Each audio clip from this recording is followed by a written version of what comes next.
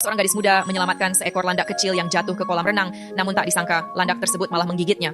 Untungnya, gadis itu tidak merasa dendam. Dia tidak hanya memaafkan kesalahan si landak, tetapi juga dengan hati-hati memberikan makanan untuknya. Mungkin tersentuh oleh kebaikan tulusnya, landak itu perlahan mulai tenang. Tak lama kemudian, si landak kecil bahkan memberikan kejutan besar untuk gadis itu. Gadis tersebut sangat menyayangi anggota baru ini, merawatnya dengan memotong kukunya dan memberinya pijatan setelah makan. Dengan perhatian penuh kasih dari gadis itu, keberanian si landak pun semakin besar, bahkan sampai bersaing dengan kucing untuk merebut wilayah dan tak jarang menggoda gadis tersebut. Namun, yang tidak disangka gadis itu adalah beberapa hari kemudian si landak melahirkan beberapa bayi, dan lebih lagi ia membiarkan gadis itu menyentuh anak-anaknya. Melihat anak-anak landak itu tumbuh dari hari ke hari, hati gadis itu pun dipenuhi dengan kebahagiaan.